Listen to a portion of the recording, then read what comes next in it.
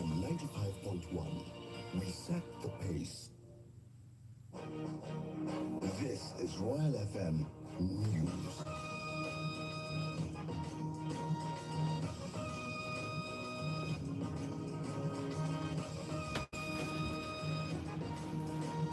William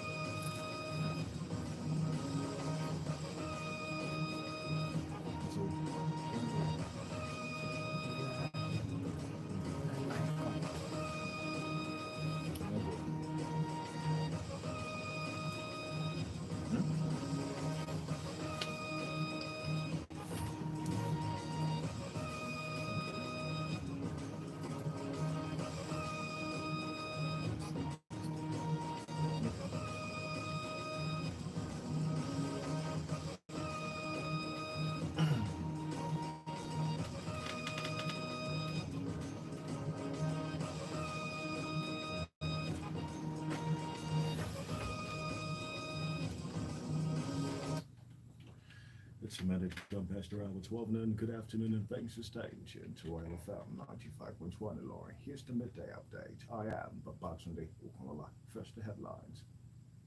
Federal government to support MSMEs with $1 billion loan. Parliamentary workers commence indefinite strike over financial autonomy. NNPC Group Managing Director gives reasons for Port Harcourt Refinery repair. Chief of Army Staff Atairo warns Iboho Dokubo over succession move. Kwara House of Assembly receives names of commissioner nominees. On the foreign scene, gunman shoots dad at U.S. Colorado grocery store. And in sport, Eagles players arrive camp for African qualifiers, begin training today. You're listening to Royal FM 95.1 Illinois. You can also listen to us by visiting the Royal FM website at www.royalfm.net. The news continues after this timeout. Do stay with us.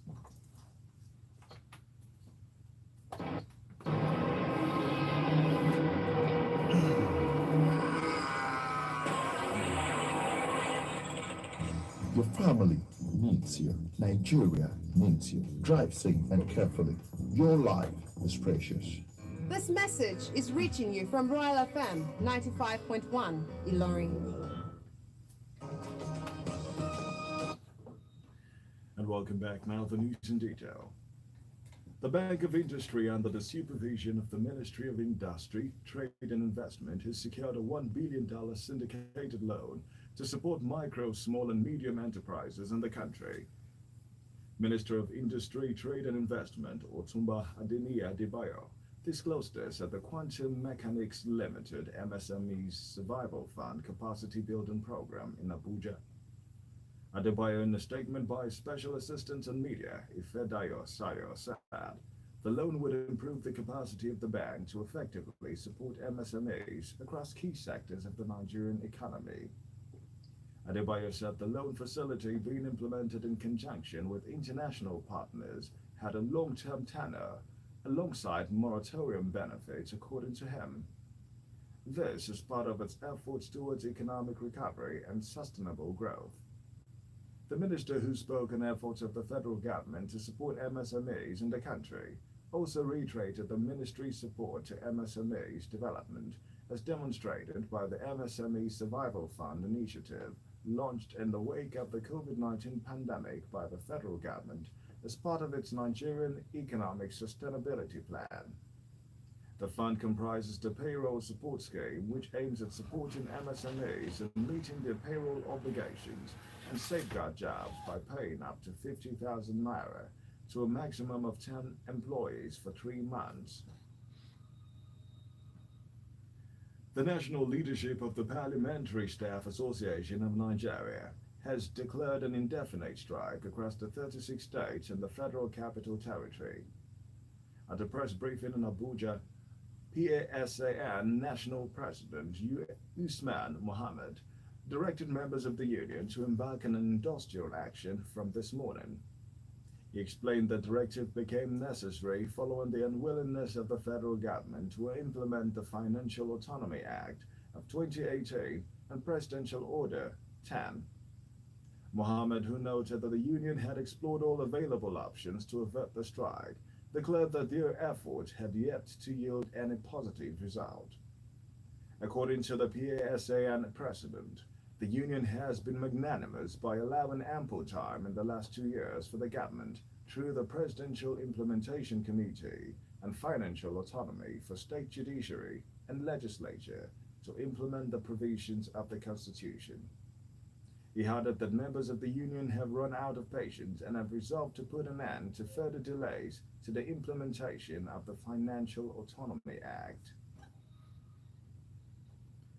The Nigerian National Petroleum Corporation (NNPC) has said that the country does not have the financial muscle to now to build a new refinery, going by the economic situation in the country. NNPC Group Managing Director Mele Kyari disclosed this in Abuja while engaging journalists on issues emanating from the proposed rehabilitation of the Port Harcourt refinery, approved by the federal government last week. Kyari said building a new refinery now would cost the country about $10 billion, which is far beyond the $1.5 billion earmarked for the rehabilitation of the Port Harcourt refinery. Strategic error, and I've told you, I was very frank, we made a strategic error around what to do with our refineries. Since 2010, it didn't start today. We thought that we need to go get the original refinery builder to come and do the rehabilitation work for you. That's a strategy failure. That system rolled over until 2016, 2017, trying to make that work. So we changed that strategy very lately to do the right thing, because as a matter of fact, one of the original refinery manufacturers told us that they will not put their boots on ground. This is not their job. So what we are doing very, very different today is that we're engaging an EPC contractor mechanism. And then on the top of that, we're going to put an O&M contract. O&M contract means operation and maintenance. We're not going to do ourselves. We know the trust deficit that we have. And ultimately, you do need to get what others do, which is to get an O&M contractor who has to deliver on your operations at a cost and on a value that is fixed, on a value that is also guaranteed by banks. So that way, nobody loses. He also said the country would have to live with importation of petroleum products, especially petrol, for another 4 years if the country ventures into building a new refinery. He noted that the huge cost of rehabilitation of the refinery witnessed in this present time was as a result of poor maintenance of the plant over a period of time.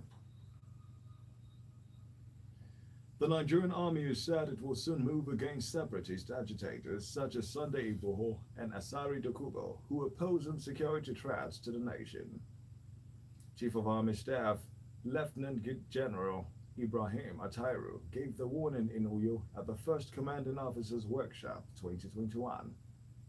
Igboho recently unilaterally declared that the southwest part of the country was no longer part of Nigeria, a week after Dokubo also announced the establishment of Biafra customary government in parts of the southeast and south-south.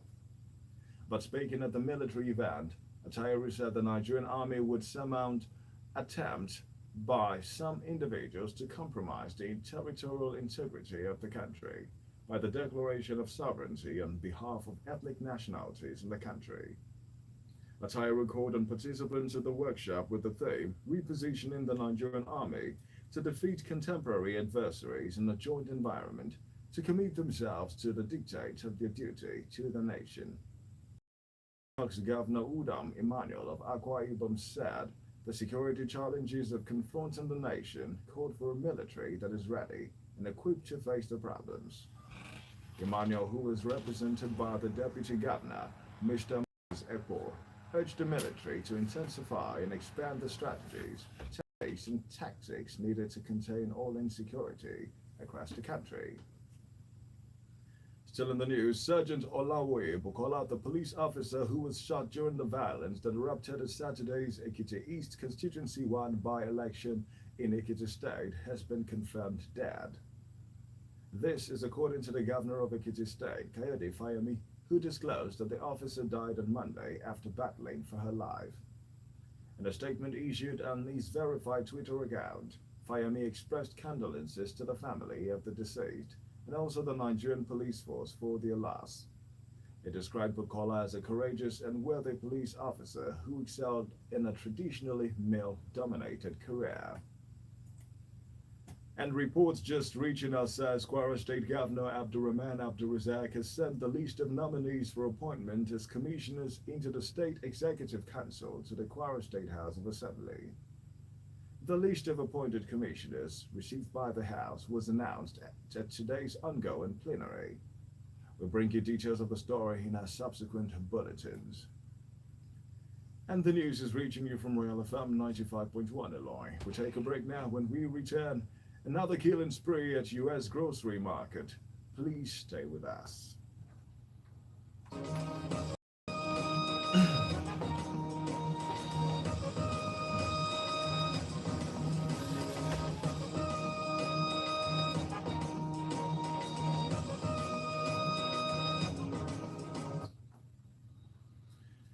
And welcome back. Still listening to the midday updates reaching you from the news desk of RoyalFM 95.1 Eloy. On the foreign scene, a gunman has killed 10 people, including a police officer, following a hour-long standoff at a grocery market in the U.S. state of Colorado. The attack in Boulder ended with police detaining an injured suspect at the King's Supers Market. The shooting was live-streamed by witnesses and broadcast on YouTube. Amongst the dead was 51-year-old Eric Tully, who was the first police officer to respond to the shooting. No other details have been released about the 9 other victims or a motive for the attack. The grocery store is located in a busy shopping plaza in Boulder, in north central Colorado City, about 30 miles away from the state capital of Denver. The supermarket attack comes less than a week after a mass shooting that left 8 dead, including 6 Asian women, at 3 spots in Atlanta. Elsewhere, Russia and China have called for a United Nations Security Council summit over what they term heightened global political turbulence, which has seen Western powers impose fresh sanctions on the pair over alleged human rights violations. The two allies, whose relations with the West are under increasing strain, made the call in a joint statement today following talks in Beijing between Russian Minister of Foreign Affairs Sergei Lavrov and his Chinese counterpart Wang Yi. Moscow has long been unilaterally pushing for such a summit. The joint statement came after the United States, European Union, United Kingdom and Canada imposed sanctions on a handful of Chinese officials for alleged human rights abuses against the country's Uyghur population and its northwestern Xinjiang province. U.S. Secretary of State Antony Blinken said in a statement that the united response sends a strong signal to those who violate or abuse international human rights, as he warned of further actions in coordination with like-minded partners. China responded by imposing sanctions on 10 European individuals and 4 institutions that it said had damaged China's interest in maliciously spread lies and disinformation. Russia, too, is braced for a new round of U.S. sanctions over what Washington says was its meddling in the 2020 U.S. presidential election, which Moscow denies. And now, sports news in brief. No fewer than 19 Super Eagles players have arrived camp for the remaining SU 2021 African Cup of Nations qualifiers against Benin Republic and Lesotho. According to the team's media officer, Babafemi Raji, the players were already in camp as at late Monday night. Amongst the players in camp are Captain Ahmed Musa, William Truts Ekong, Olaino, Semi Ajayi, Henry Onyekuru, Ogene Karo Etabo, Adekunle Adeleke, Abdullahi Shehu, Alex Iwobi, Leon Balogun, Francis Uzoho, and Paul Onuachu, amongst others. The players begin training today at the Teslim Balogun Stadium, Lagos, ahead of the build-up to the games built for Saturday and Tuesday next week. The Eagles Group L will with 8 points from 4 games. The Eagles top Group L with 8 points from 4 games.